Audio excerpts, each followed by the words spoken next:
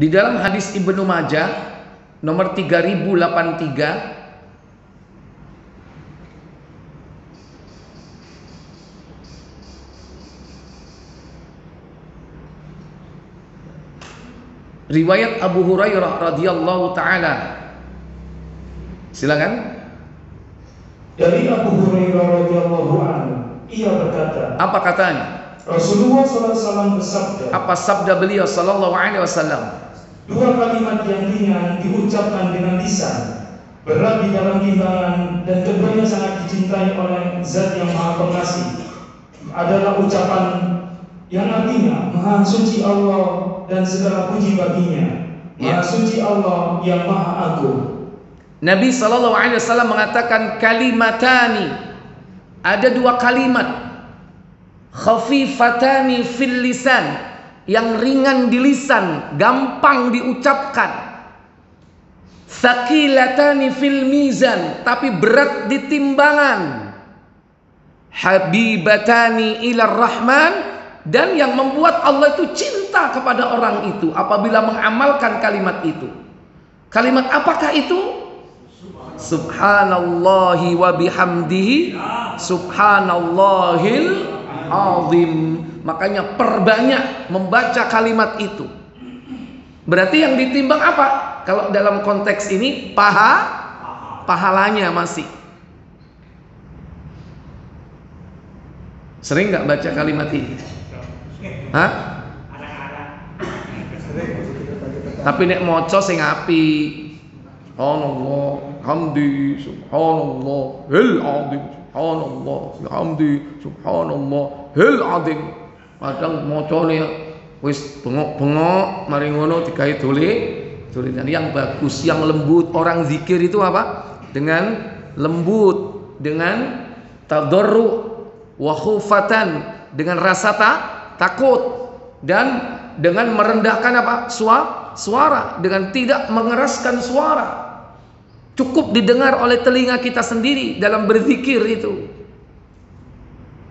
Jangan kenceng-kenceng dalam berzikir. Kata Allah dalam surah Al-A'raf, surah yang ke-7, pada ayat yang ke-205, Allah Jalla wa'ala berfirman, وَاذْكُرْ رَبَّكَ فِي نَفْسِكَ تَضَرُّعًا وَخِيفَةً وَدُونَ الْجَهْرِ مِنَ الْقَوْلِ بِالْغُدُوِّ وَالْآصَالِ وَلَا تَكُنْ مِنَ الْغَافِلِينَ. Apa kata Allah Jalla wa'ala? Dan sebutlah nama Rabb-Mu di mana? Dalam hatimu. Dalam hatimu, pada dirimu maksudnya. Dengan bagaimana caranya? Dengan merendahkan diri. Tadarru'an, dengan tadarru', merendahkan diri kepada Allah Jalla wa'ala. Dan juga wakhifatan, dan juga dengan rasa apa? Dengan rasa takut. Di sini ada berapa di sini? Sebutlah nama Rabb-Mu dalam apa? Dalam hatimu. Boleh dengan lisan, tapi cukup didengar telinga. Dengan cara apa? Merendahkan diri. Tadarru, dengan rasa apa? Wakhifatan, dengan rasa apa? Takut.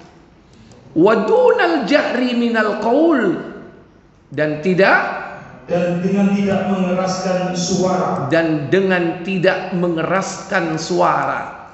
Bil ghuduwi wal asal, di waktu apa? Di waktu pagi dan petang. Pagi dan petang, mewakili seluruh waktu dalam sehari semalam.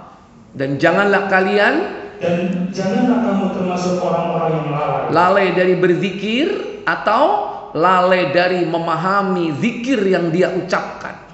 Kadang ditakoi, kon zikir apa? Embu. Lah sing mau waca apa? Embu pokoke teko mbahku biyen ngono. Itu namanya lalai dari apa? Memahami zikir. Kadang lalai tidak berzikir, padahal dia faham, ngerti artinya, ngerti maknanya, tapi lalai dengan kesibukan dunia, dia lupa. Tapi sebaliknya ada yang kedua, rajin berzikir tapi gak ro karepe. Kan mau apa? Embo. Itu namanya orang ghafil. Apa? Nah, di sini mengajarkan kita Allah bagaimana tata cara berzikir. Nah, makanya di sini apa? Ada zikir itu ringan di lisan, berat di mizan. Ringan di lisan, berat di mizan. Itulah dua kalimat yang dicintai Allah subhanallah wa bihamdihi subhanallahil azim. Kemudian yang kedua, yang ditimbang itu adalah catatan amal kita.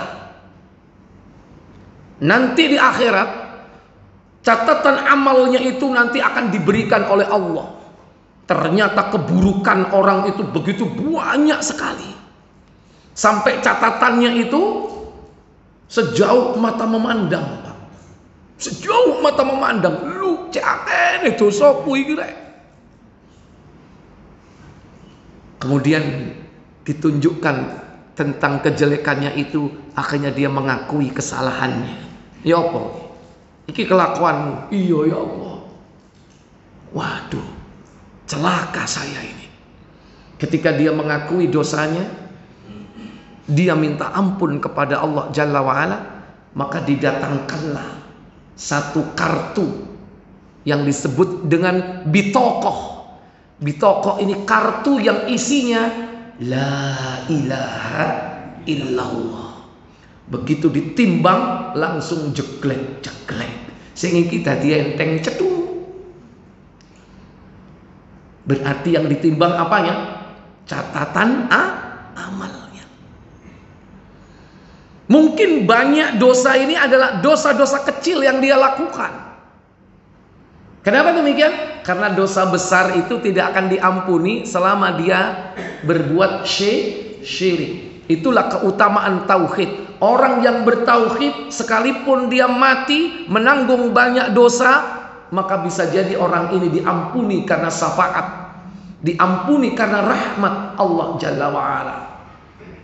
Dalam sebuah riwayat, coba itu Ibnu Majah ya, 3488.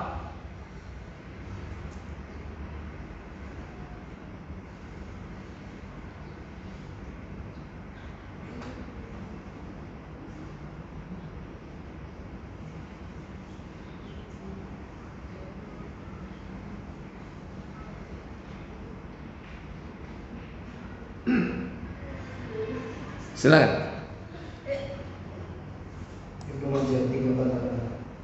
Dari Abdullah bin Amr Al-As. Dari Abdullah bin Amr radhiyallahu anhu, ia berkata, Rasulullah SAW bersabda. Apa sabda beliau sallallahu alaihi wasallam? Pada hari kiamat akan diteriakkan seorang lelaki dari umatku di atas kepala seluruh makhluknya. Maka disebarkanlah untuknya 99 buku catatan. Disebarkanlah 99 buku catatan amal. Berapa? 99.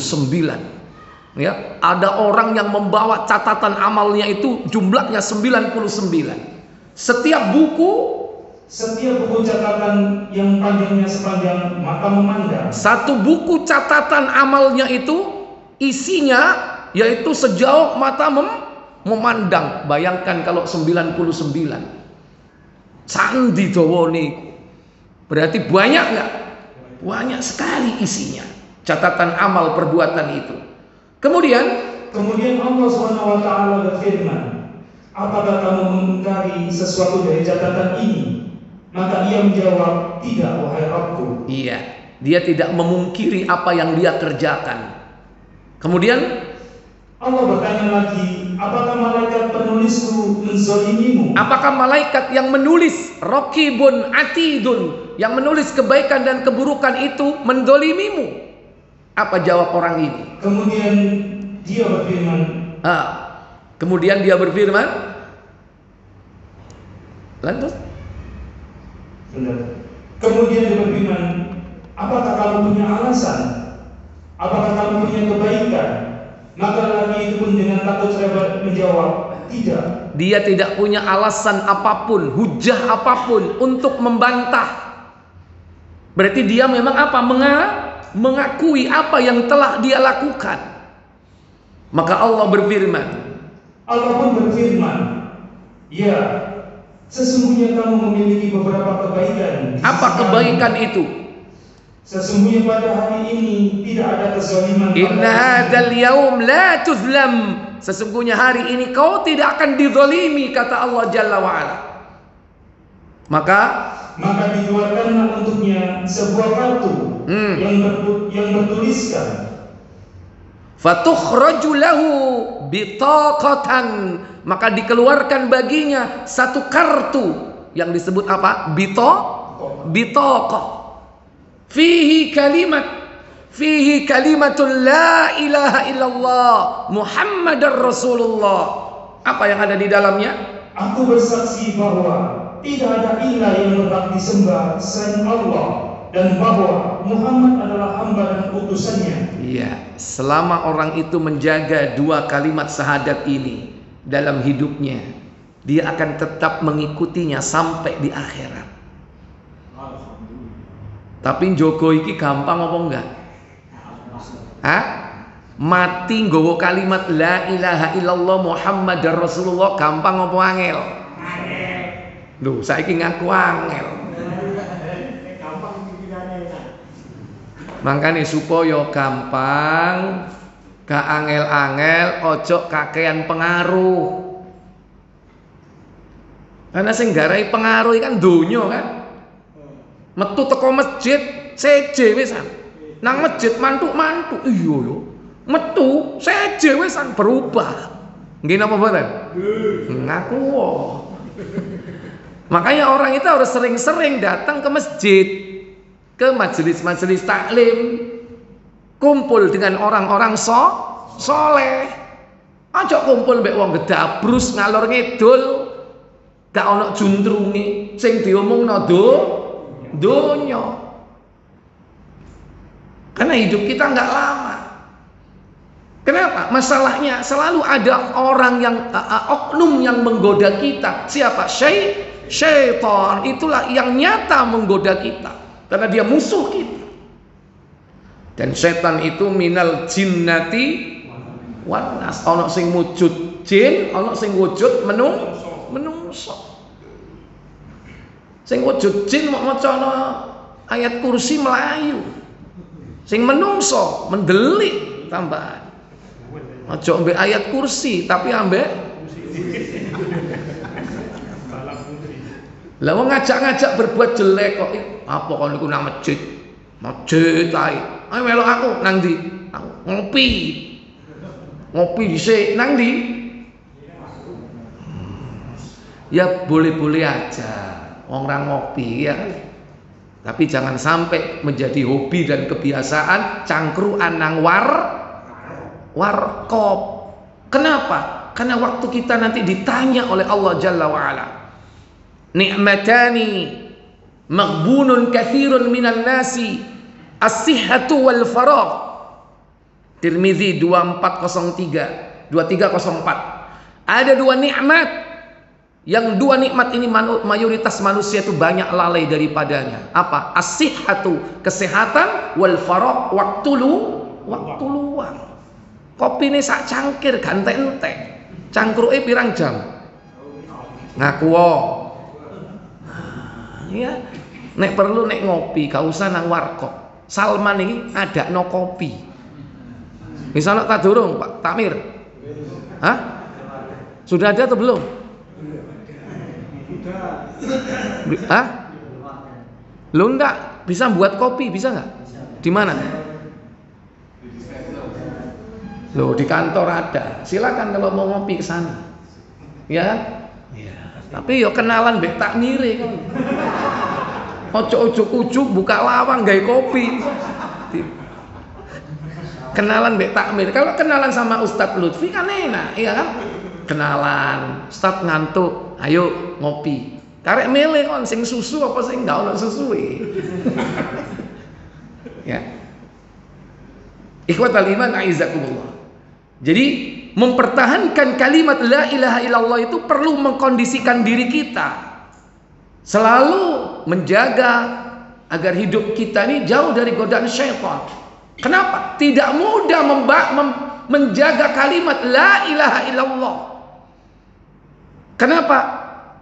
La ilaha illallah itu ada syarat-syaratnya. Ada berapa syarat kalimat la ilaha illallah?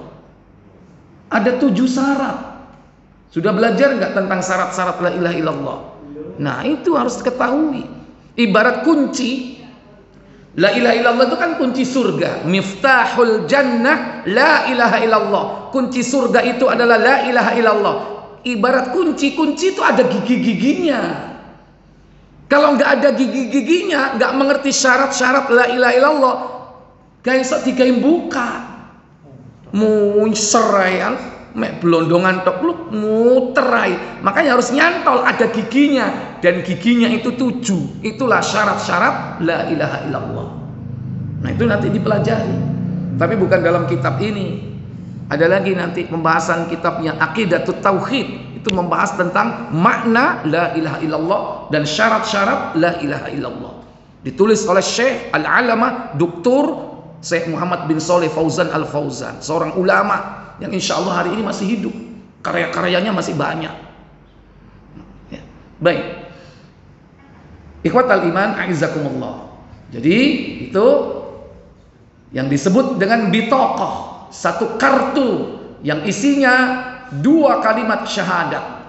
Lantas apa kata Nabi sallallahu alaihi wasallam? Nabi sallallahu alaihi wasallam kembali bersabda. Nabi sallallahu alaihi wasallam kembali bersabda. Apa sabda beliau sallallahu alaihi wasallam? Lelaki itu berkata, apa katanya? Wahai Rabbku, apa hubungan kartu ini dengan buku-buku catatan ini? Apa hubunganku dengan sijilat? Hubunganku dengan bitokoh ini dan juga sijilat ini.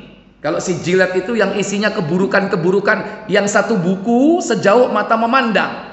Jumlahnya berapa? 99. Itulah as-sijilat. Kemudian Allah menjawab, sesungguhnya kamu tidak dizalimi. Maka diletakkanlah catatan-catatan itu di atas satu bagian timbangan, dan kartu di bagian lain dari timbangan. Dan buku-buku catatan itu pun lebih ringan dan kartu itu lebih berat. Iya, maka diletakkan catatan itu di atas satu bagian timbangan, dan kartu bitoko itu diletakkan di timbangan yang lainnya. Dan buku-buku catatan amal itu ternyata lebih ringan daripada kartu bitoko tersebut yang lebih berat. Muhammad bin Yahya kemudian berkata, kartu itu adalah sebuah lempengan. Penduduk Mesir mengatakan lempengan itu adalah kartu. Ya, kalau sekarang kartu kan dari kertas. Kalau dulu kan luh atau lempengan, bisa dari batu, bisa dari logam. Tapi istilah khusus ini disebut bitoko. Bitoko itu adalah kartu lempengan yang isinya adalah kalimat, 2 kalimat syahadat yang dia pegang teguh sampai dia mati. Ibnu Majah berapa tadi, Pak? Diingat-ingat itu tentang bitoko 3488. Ya. Ini yang kedua. Jadi yang ditimbang apa? Catatan amalnya. Yang ketiga, yang ditimbang itu adalah berat bobot orangnya. Loh. Ning ngono tak mangan sing akeh aku. Cek lemu engko nek ditimbang abot. Bukan itu maksudnya. Yang ditimbang itu berat bobot kita, yaitu tubuh kita yang dipakai di jalan Allah. Didasarkan sebuah riwayat, Rasulullah pernah memerintahkan Abdullah bin Mas'ud naik ke atas pohon untuk mengambil sesuatu. Begitu naik di atas pohon, sahabat di bawah ini ketawa. Mentertawakan apa? Mempertawakan betisnya Abdullah bin Mas'ud. Kecil. Kerempeng. Ya. Ditertawakan sama teman-temannya, kan selama ini kan nggak ketahuan karena pakai apa? Pakai gamis, ya kan? Karena tertutup, ya. Begitu naik kecil betisnya, diketawakan. Nabi langsung nggak suka. Apa yang kau ketawakan, wahai sahabat? Sungguh demi Allah, betis Abdullah bin Mas'ud ini lebih berat di mizan di sisi Allah daripada Jabal Uhud. Kenapa? Karena betis para sahabat ini dipakai di jalan Allah tabaraka wa ta'ala. Apalagi ketika dia naik atas perintah siapa? Atas perintah Rasul sallallahu alaihi wa alihi wasallam. Itu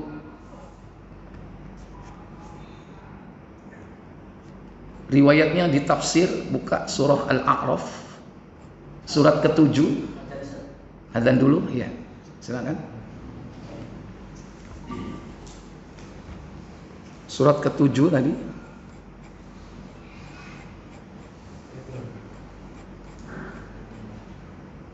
Ayat yang ke-8 dan 9.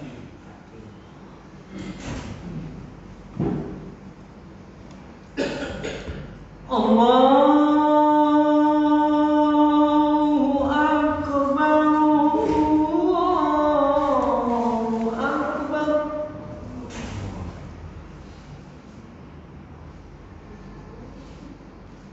Allahu Akbar, Allahu Akbar.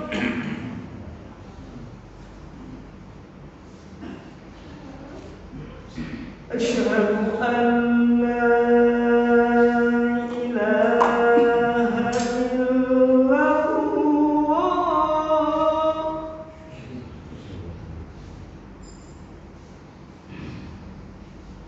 Asyhadu an la ilaha illallah.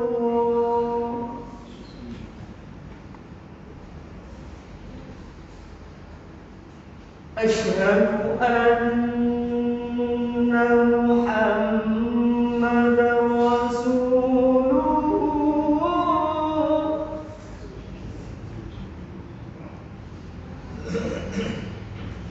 Asyhadu anna Muhammadar Rasulullah.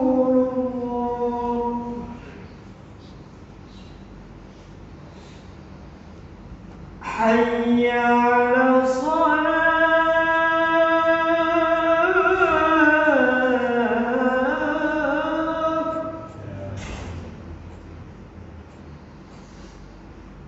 Hayya 'ala shalah.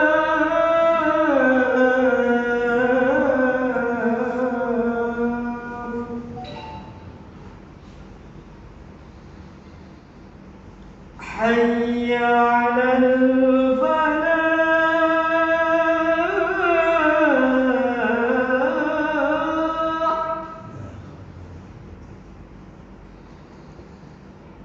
Hayya 'alal falah.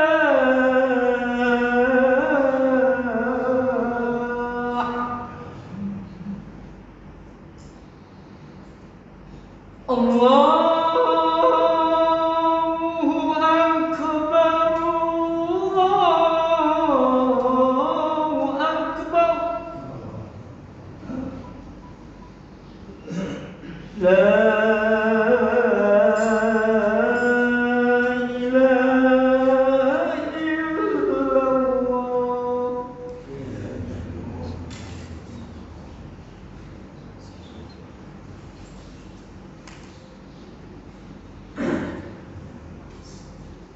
Ketemu nggak? Kalau nggak ada di Al-Anbiya, tapi ketemu Abdullah bin Mas'ud yang betisnya. Enggak. Iya ada dua kan.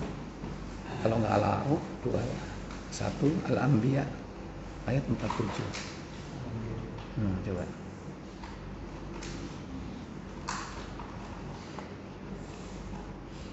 Baik, para bapak saudara sekalian, sambil mencari dalil tentang kisah Rasul tadi meminta kepada sahabat Abdullah bin Mas'ud, dan Nabi mengatakan bahwa betis Abdullah bin Mas'ud itu lebih berat di timbangan atau di mizan kelak di sisi Allah daripada Jabal Uhud. Berarti itu menunjukkan apa? Fisiknya. Timbangan di situ berarti kan menakar atau mengukur ya, antara fisik dengan pahala yang dia dapatkan. Tapi selama fisik itu dipakai untuk fisabilillah, di jalan Allah. Makanya sekalipun orang itu kurus, krempeng ya, tapi kalau hidupnya, tubuhnya dipakai di jalan Allah, itu lebih mulia daripada tubuhnya dempal kayak siapa? Kayak siapa itu ya, binaragawan itu ya. Tapi dipakai di jalan syaitan itu hina. Mending wis kurus, ireng kurus, kurang apa meneh? Tapi Masya Allah, poso kuat di jalan Allah nggak? Keriput di jalan Allah itu lebih utama, mending daripada apa? Awet muda tapi di jalan syaitan. Ternyata awet mudanya itu banyak merubah ciptaan Allah. Ciptaan Allah dirubah. Awet muda ya, kenapa? Karena ditarik pipinya supaya kenceng, ditarik dengan benang terbuat dari urat ya, sehingga nggak kelihatan. Sehingga 60 seperti 16. Muda di jalan Allah tapi merubah ciptaan Allah. Karena merubah ciptaan Allah itu termasuk dosa besar ya, dosa besar. Belum sampai syirik ya, dosa besar. Tapi dosa besar seperti itu harus taubatan nasuha. Baik, silakan. Surah Al-Anbiya 41 ayat 47. Silakan.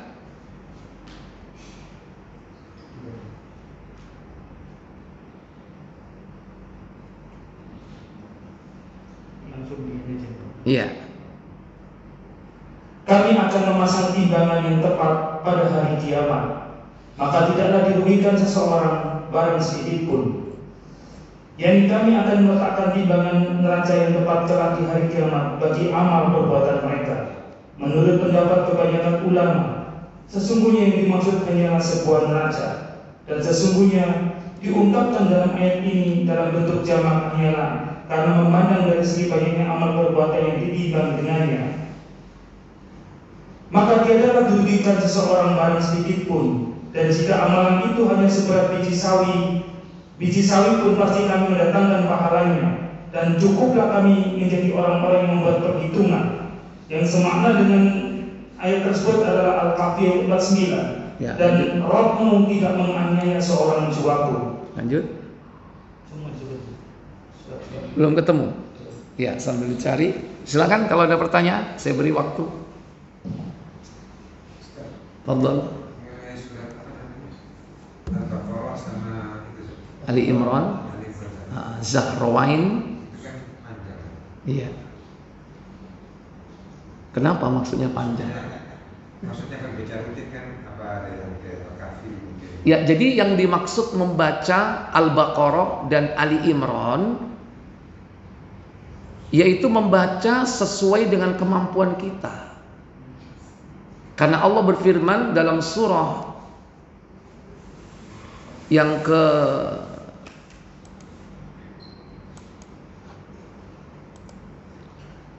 64 At-Taghabun, buka pada ayat yang ke-16.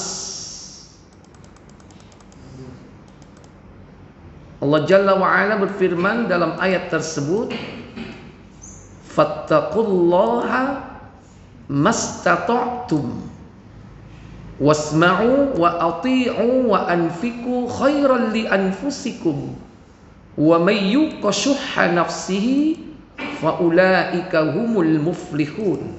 Apa kata Allah? 64 ayat 16. Maka bertakwalah kamu kepada Allah menurut kesanggupanmu. Iya. Jadi bertakwa itu sesuai dengan kemampuan. Mengamalkan Al-Baqarah, Ali Imran sesuai kemampuan. Sehari nggak kelar, besok lanjut. Ternyata kelarnya baru 4 hari. Nggak apa-apa, setelah 4 hari Al-Baqarah lagi, Ali Imran lagi. 4 hari kelar, diulang lagi terus. Dan itu kita tempatkan di waktu tertentu dalam mengamalkan Al-Baqarah dan Ali Imran. Contoh, setiap habis maghrib khusus ngamalkan Al-Baqarah dan Ali Imran. Tapi nanti waktu yang lain, subuh baca awal sampai hatam, duhurnya baca surat lain, ya kan? Atau terserah, tapi ada waktu khusus. Itu hanya contoh, tidak harus maghrib. Tapi saya katakan maghrib, kenapa? Karena ada korelasi bahwa Al-Baqarah itu surat yang mengusir syaitan. Dan syaitan itu keluarnya waktu maghrib. Coba, Al-Baqarah itu sebagai pengusir syaitan dari rumah-rumah kita.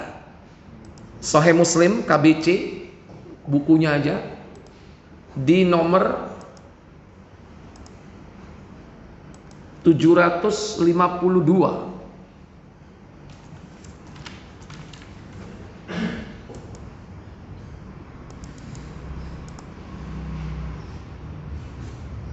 Silakan. Dari Abu Hurairah radhiyallahu anhu katanya, Rasulullah SAW bersabda, Apa sabda beliau sallallahu alaihi wasallam? jangan kamu jadikan rumahmu menjadi kuburan. La taj'alu buyutakum kubura. Jangan kau jadikan rumahmu seperti kuburan. Kuburan itu bagaimana, Bapak Ibu? Sepi kuburan itu. Kuburan itu tabiatnya sepi dan gelap. Jangan dibalik. Saya ini malah rame, kayak lampu. Sementara rumahnya sepi. Jangan kau jadikan rumahmu seperti kuburan. Jangan kau jadikan rumahmu sepi dari bacaan Al-Quran. Hidupkan, ramaikan rumahmu dengan bacaan Al-Quran. Khususnya, apa kata Nabi? Sesungguhnya setan lari dari rumah yang dibaca di dalamnya surat Al-Baqarah. Inna syaitana yanfiru minal baiti tuqra'unaha suratul Baqarah. Sesungguhnya syaitan itu keluar, lari dari rumah yang dibacakan surah Al-Baqarah. Makanya amalkan. Nah, setan itu keluarnya pada waktu saat apa? Matahari tenggelam. Metu kabeh. Makanya maghrib amal surat Al-Baqarah. Sesuai kemampuan kita. Dan yang membaca kita kalau bisa. Nggak usah ngebon wong liya. Yang membaca kita, walaupun bacaannya itu apa? Geradul, nggak apa-apa, amalkan sendiri. Nggak usah ngundang orang lain baca Al-Baqarah, baca Ali Imran. Setannya lari, orangnya pulang, setannya balik. Tapi kalau kita yang baca, walaupun alif lam mim dalikal kitabul la raiba fi, salat setane nang jaba ngenteni cek suwene.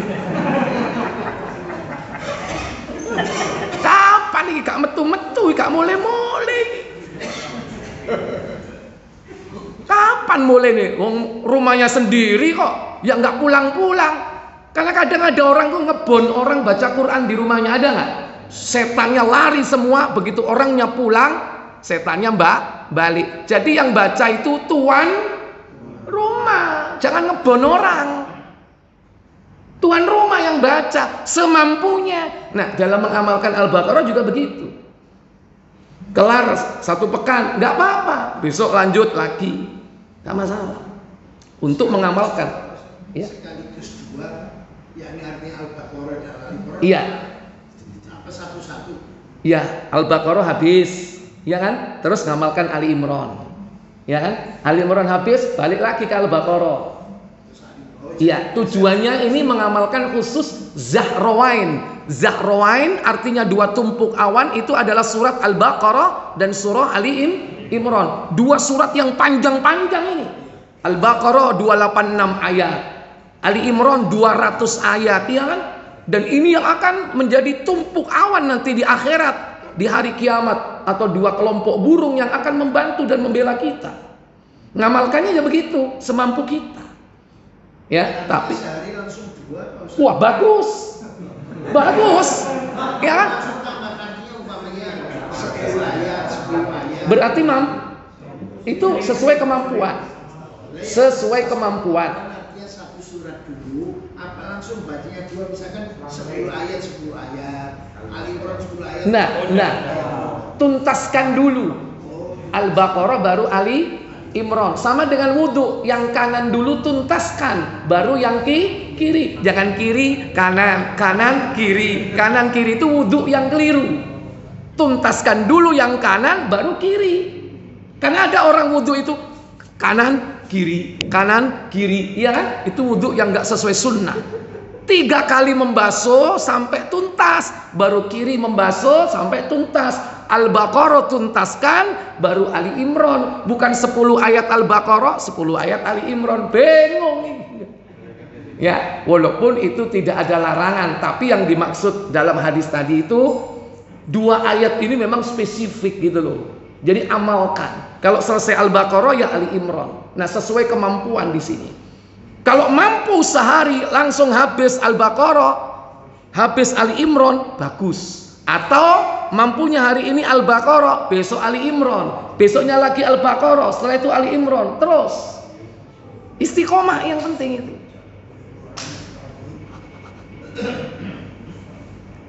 Mocoy gampang, istiqomah. Ya kan? Terus nggak usah itu afdol di rumah kan. Di rumah. Kalau seandainya tidak, dimanapun juga boleh. Tapi khusus yang ngusir setan itu di mana? Di rumah, ya kan? Bukan di kantor. Kantor barno ono setani. Ya, karena ono gambare nang ngono. Ono gambare enggak nang kantor? Ada. Iya, diresiki balik maneh. Diresiki balik maneh ono gambare, ya kan? Nek gak ngono ono manuke, ya kan? Kita nggak punya urusan di kantor, nggak punya urusan di pasar, urusan kita di mana? Di rumah. Itu yang harus kita bersihkan. Ya itu terakhir lah. Saking nemene wis gak iso maca Quran, gak iso ngamalno, ya wis terakhir murotal timbangane kayak ngracun, ya kan? Iki wis gak Al-Quran, dangdut ya. Kalau yang digunakan sebelum tidur kita baca Al-Baqarah 286 itu ya? Iya. Yaitu bagian daripada Al-Baqarah. Sebetulnya amalan Al-Baqarah itu banyak, termasuk ayatul kursi itu juga Al-Baqarah. Dan itu kita amalkan setiap hari pagi dan petang kan? Baca ayatul kursi, sebelum tidur juga begitu. Ya kan?